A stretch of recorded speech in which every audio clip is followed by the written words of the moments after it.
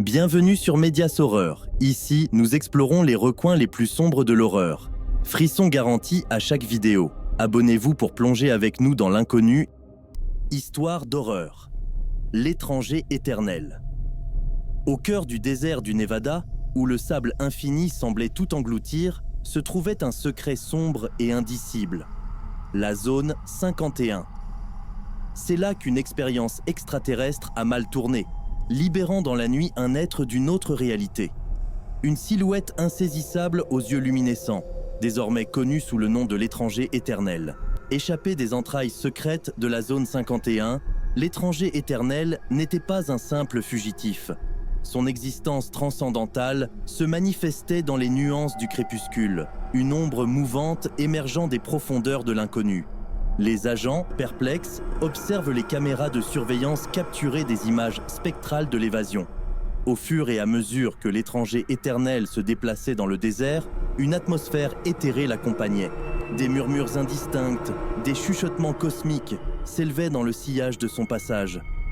Les observateurs lointains racontaient que le ciel lui-même semblait pince sous la volonté de cette entité échappée. Les habitants des petites villes voisines étaient les premiers à ressentir l'influence de l'étranger éternel. Des rêves étranges, des visions troublantes les plongeaient dans un état de crainte perpétuelle. Certains affirmaient que l'étrange silhouette se matérialisait dans leurs cauchemars, une présence indéfinissable qui hantait leurs pensées les plus profondes. Les équipes de recherche, envoyées par la zone 51 pour récupérer leur échappée extraterrestre, ne revenaient jamais tout à fait les mêmes. Certains étaient retrouvés dans un état catatonique, répétant des phrases sans signification, tandis que d'autres disparaissaient mystérieusement, absorbés par l'étranger éternel.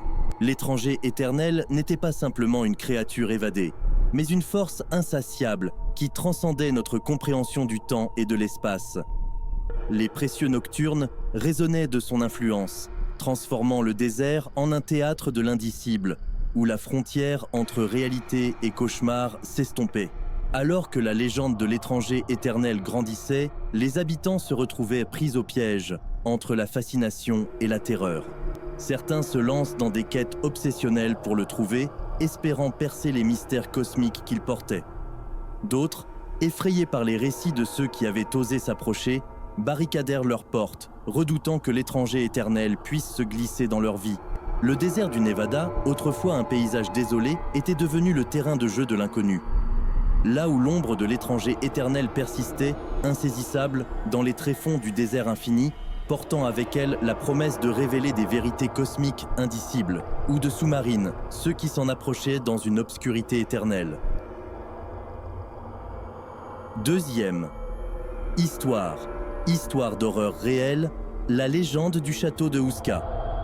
Au cœur de la forêt de Bohême, en République tchèque, se dresse le mystérieux château de Houska. Construit au XIIe siècle, ce château gothique n'est pas seulement une relique historique, mais aussi le gardien d'une légende ancienne qui glace le sang de ceux qui l'entendent. La légende raconte qu'à l'emplacement du château, il y avait un trou béant considéré comme l'ouverture de l'enfer lui-même. Des témoins prétendent que des créatures démoniaques émergèrent de cette fosse, terrorisant la campagne environnante. Les villageois étaient incapables de cultiver la terre à proximité du château, car on croyait que les récoltes étaient empoisonnées par les âmes maléfiques émanant de cette faille infernale.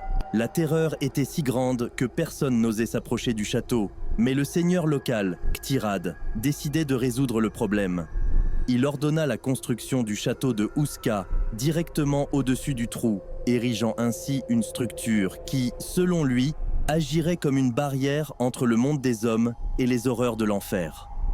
Lors de la construction du château, Ktirad aurait offert une récompense généreuse à tout prisonnier condamné à mort qui acceptait de descendre dans le trou pour en explorer les profondeurs. Après quelques jours, le prisonnier remonta en hurlant de terreur et son visage était devenu blême.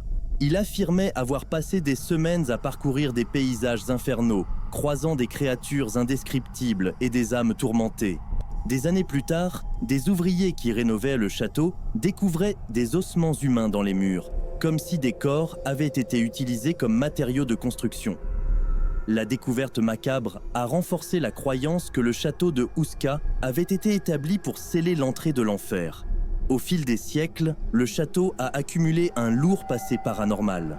Aujourd'hui, le château de Huska est devenu une attraction touristique, mais son histoire sombre et ses mystères non résolus continuent à hanter ses couloirs et à alimenter les cauchemars de ceux qui osent pénétrer dans son enceinte. La légende du château de Huska demeure un rappel sinistre que parfois, même les murs d'un château ne suffisent pas à contenir les horreurs qui résident en dessous. Troisième histoire. Histoire paranormale réelle en Thaïlande. Le fantôme de Mae Nak. L'histoire que je vais vous raconter est une légende bien connue en Thaïlande. Une histoire de fantôme qui a perduré à travers les générations. C'est l'histoire du fantôme de Mae Nak. L'intrigue se déroule au 19e siècle, dans le quartier de Phra Kanong à Bangkok. Un jeune soldat du nom de Mak rentre chez lui après avoir combattu vaillamment dans la guerre. Sa femme, Mae Nak, l'attendait patiemment dans leur petite maison. Le couple était profondément amoureux et leur bonheur était palpable. Cependant, le bonheur fut éphémère. Pendant l'absence de Mak, Mae Nak tomba gravement malade en donnant naissance à leur enfant. Elle ne survécut pas à l'accouchement, laissant Mak seul et inconsolable. Pourtant, l'amour de Mae Nak pour son mari était si fort qu'elle ne put se résoudre à partir pour l'au-delà. Son esprit est resté attaché à leur maison, incapable de passer de l'autre côté. Mae Nak, dans l'au-delà, était convaincu que son mari était toujours en vie. À son retour, Mak fut ravi de retrouver sa femme et son enfant en bonne santé. Il semblait inconscient de la réalité de la mort de Mae Nak. Les voisins, qui connaissaient la triste vérité, n'osaient pas briser l'illusion de Mak. Cependant, des choses étranges commencèrent à se produire. Les voisins commencèrent à remarquer des phénomènes inexplicables, des objets déplacés, des pleurs de bébés la nuit et des apparitions fantomatiques dans la maison de Mak et Mae Nak. Certains résidents courageux commencèrent à enquêter sur ces phénomènes, découvrant finalement la vérité sur la situation. Ils révélèrent à Mak que Mae Nak était décédé et que l'entité qui partageait sa maison avec lui était un fantôme. Terrifié, Mak tenta de fuir, mais l'amour de Mae Nak était trop fort. Elle le poursuivit partout. Des moines furent appelés pour exorciser l'esprit, mais même les rituels les plus puissants semblaient inefficaces contre l'amour persistant de Mae Nak. Finalement, un moine célèbre, Somdet To, fut appelé à la rescousse. Il utilisa un sort puissant pour emprisonner l'esprit de Mae Nak dans un jarre en argile, mettant ainsi fin à ses apparitions. Cette jarre est maintenant exposée au Wat Mahabut, un temple bouddhiste à Bangkok. L'histoire de Mae Nak est devenue célèbre en Thaïlande et de nombreuses adaptations cinématographiques ont été réalisées pour raconter cette légende. Même aujourd'hui, certains résidents affirment ressentir la présence de Mae Nak dans le quartier de Phra Kanong, une histoire qui continue à hanter les esprits, rappelant que l'amour peut parfois lier les âmes au-delà de la vie. Quatrième histoire, histoire d'horreur, l'obscurité du volcan. Il était une fois un intrépide aventurier du nom de Victor, passionné par la découverte de lieux mystérieux et reculés. Entendant parler d'un volcan peu connu caché dans les montagnes de Hongrie, il décida de relever le défi et de l'explorer. Ce volcan, appelé le Soupir du Dragon, était entouré de légendes sinistres. Victor arriva dans un village pittoresque au pied des montagnes. Ignorant les avertissements, Victor équipa son sac à dos et commença son ascension vers le sommet du volcan. À mesure qu'il s'éloignait du village, une atmosphère oppressante s'emparait de lui. Le ciel, autrefois clair, se voila de nuages sombres et le vent portait des murmures étranges. Arrivé au cratère, Victor ressentit une énergie oppressante. Une lueur rougeâtre émanait de l'intérieur du volcan, créant des ombres dansantes sur les parois rocheuses. Alors qu'il s'approchait du bord, un souffle chaud et sulfureux s'éleva du cratère, comme un soupir du dragon mythique. Soudain, une silhouette sombre se dessina dans l'ombre. Une entité ténébreuse, au contour indistinct, émergea de l'obscurité. Victor sentit une présence maléfique, un regard invisible pesant sur son âme. Des murmures inintelligibles résonnèrent dans l'air, une langue ancienne et maudite. Pris de peur, Victor tenta de rebrousser chemin, mais quelque chose le retenait. Les rochers semblaient en se déplacer, créant un labyrinthe tortueux autour de lui. La lueur rougeâtre intensifiait son éclat, révélant des symboles mystiques gravés sur les parois du cratère. L'entité des ténèbres prenant une forme plus définie, s'approcha lentement. Ses yeux brillèrent d'une lueur rouge maléfique. Victor sentit son esprit envahi par des visions cauchemardesques, des images de son passé et de son avenir tissées par cette entité impénétrable. Alors qu'il luttait pour échapper à l'emprise de l'entité, Victor entendit des voix chuchoter des prophéties funestes. Il comprit que le volcan était bien plus qu'un simple cratère. C'était le domaine d'une force ancienne et maléfique.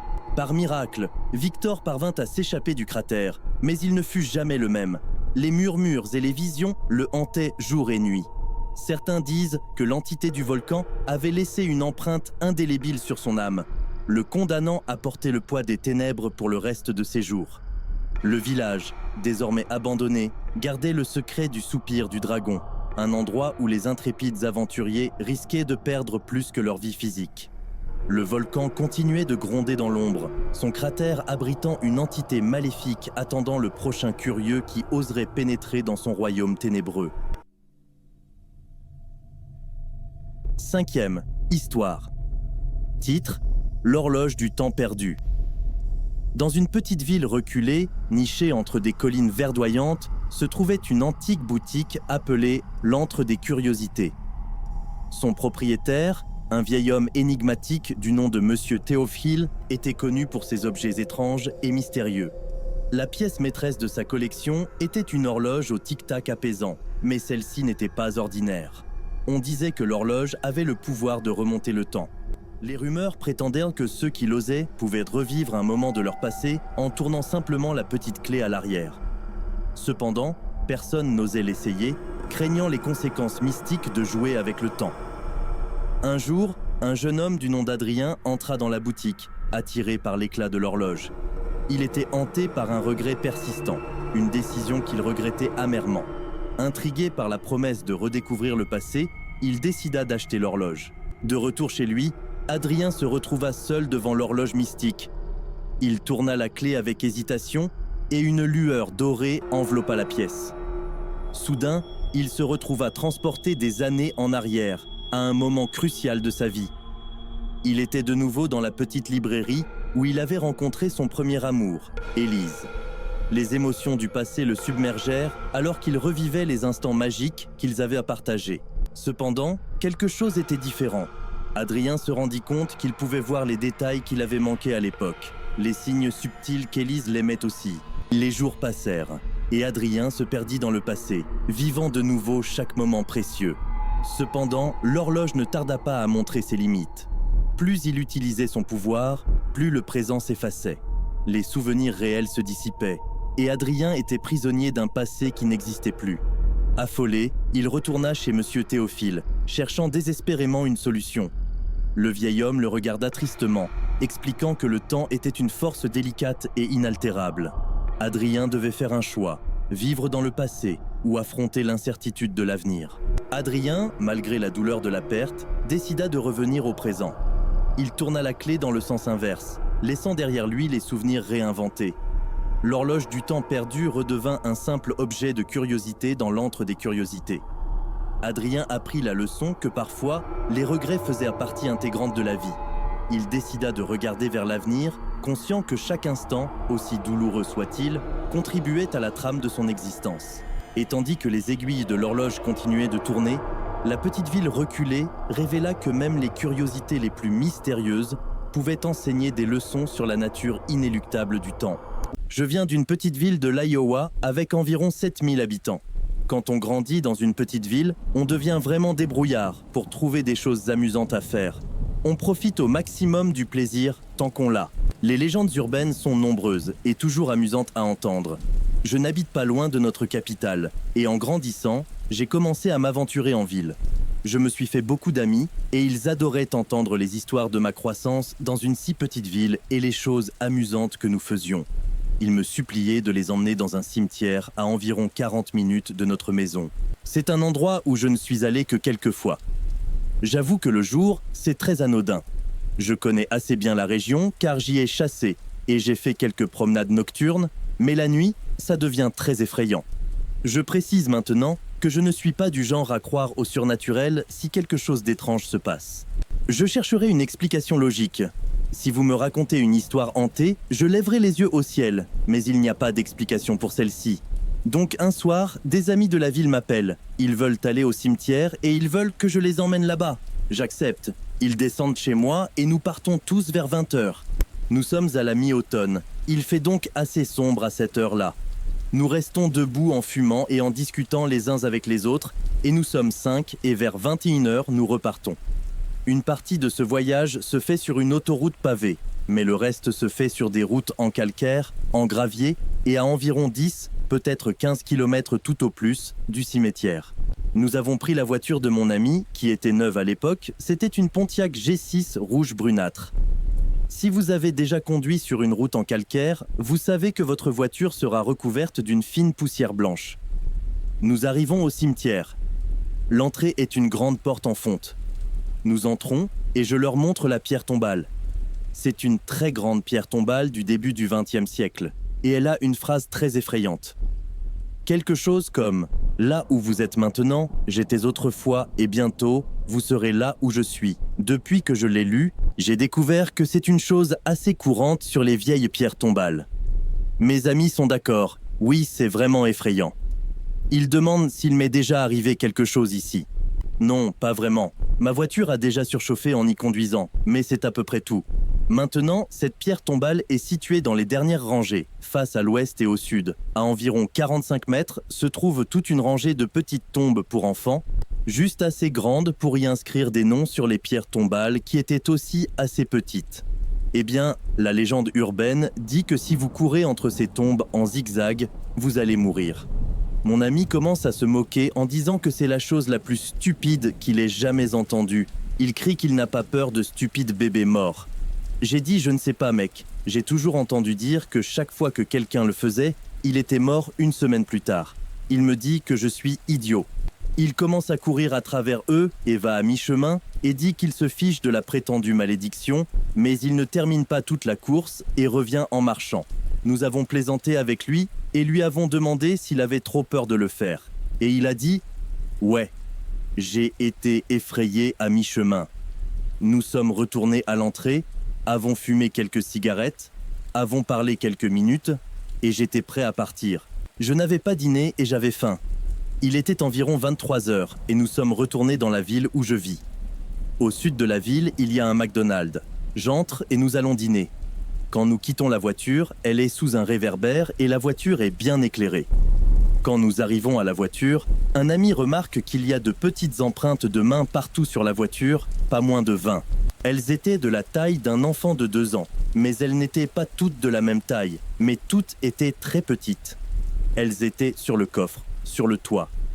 Vous pouviez les voir car elles étaient dessinées dans la poussière de la route. Un gravier. Je me souviens avoir regardé de très près et vous pouviez voir des empreintes digitales dans la poussière blanche mettant en évidence chaque pli et c'est la chose la plus étrange que j'ai jamais vue. Il n'y a aucune explication. Si elles étaient là avant que nous sortions, elles auraient été recouvertes par la poussière. Nous n'arrivions pas à comprendre comment un enfant aurait pu monter sur cette voiture. Il n'y avait pas d'enfant là où habitait le propriétaire de la voiture, rien. Nous avons essayé de trouver une explication raisonnable à leur présence, mais rien n'avait de sens. J'ai dit à mon ami qui avait couru entre les tombes de faire attention. À ce jour, s'il en parle avec lui, il n'entendra pas un mot et quittera la pièce ou se mettra en colère contre vous d'en avoir parlé et nous approchons des 20 ans depuis que cela s'est produit. Ma sœur et moi avons vécu une expérience que nous n'oublierons jamais. Quand j'avais environ 7 ans et elle 9 ans, notre famille a emménagé dans une maison qui était à côté d'un énorme cimetière. Je parle de milliers et de milliers de corps enterrés ici, ainsi qu'un mausolée qui en contenait probablement une centaine. Vous ne pouviez pas voir notre maison de la route car elle était cachée par les arbres. Mais notre allée était longue et lorsque vous remontiez notre allée, vous liriez littéralement des pierres tombales. C'était pratique pour ma famille à l'époque parce que mon père travaillait dans ce cimetière en tant que fossoyeur. En tant que jeunes enfants, ma sœur et moi n'avions pas peur de cette maison ni du cimetière. Nous n'avions vraiment jamais été exposés à l'idée de choses paranormales. Nous passions en fait beaucoup de temps à nous promener dans le cimetière et près de la fontaine qui s'y trouvait. Nous rendions également visite à notre père pendant qu'il travaillait, mais mes parents étaient un peu mal à l'aise à propos de la maison dès que nous avons commencé à y vivre. Je me souviens qu'ils mentionnaient qu'il y avait des trous dans les coins de la pièce, comme si le propriétaire précédent avait des caméras dans la maison, mais en tant qu'enfant, nous ne comprenions pas vraiment pourquoi ce serait étrange. La mère de ma mère vivait avec nous à l'époque. Nous l'appelions Nanny.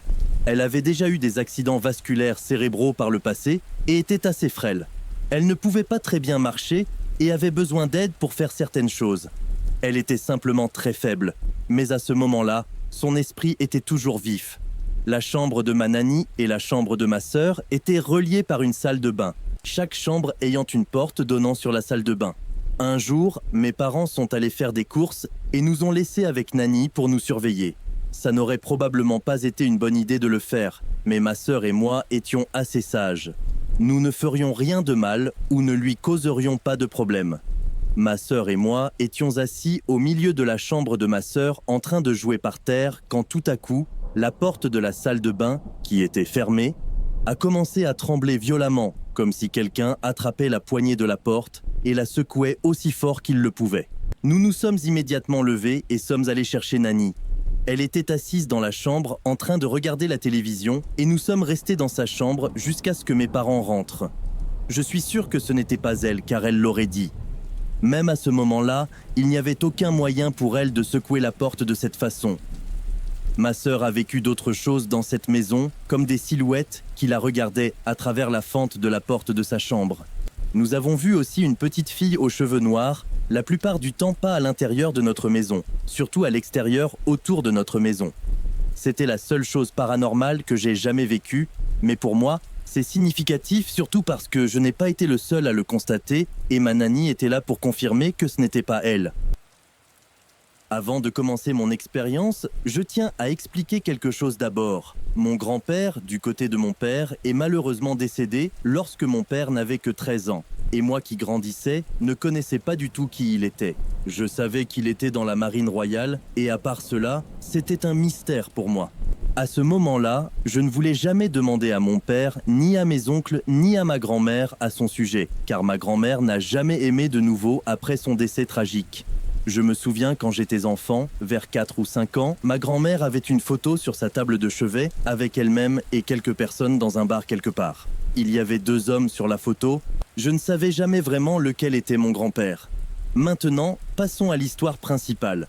Cela s'est passé en 2012 et j'avais environ 18 ans à l'époque. Mon frère Don, âgé de 13 ans, et moi sommes allés à notre cimetière local.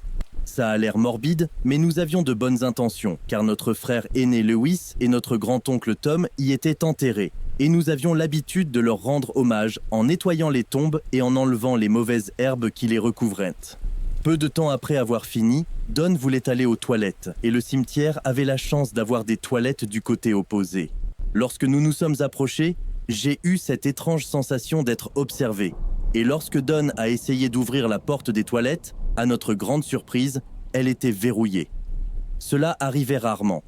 C'était mauvais. Il était désespéré et notre maison était à 20 minutes de là. Alors je lui ai dit d'uriner à l'arrière des toilettes et que personne ne le verrait. Puis, du coin de l'œil, à 10 mètres de là, j'ai vu ce type me fixer. Je me suis retourné pour lui faire face et c'était presque comme une compétition de regards. Il me rappelait un peu le frère de mon père, oncle Andy. Mais je savais que ce n'était pas lui, car il habitait à 2 villes de là. Il serait venu vers moi et m'aurait demandé ce que je faisais dans le cimetière. Et le gars ne portait pas de lunettes. Alors que mon oncle en porte, sinon il ne peut pas voir. Je me suis donc tourné vers Don et lui ai demandé ce qui prenait autant de temps.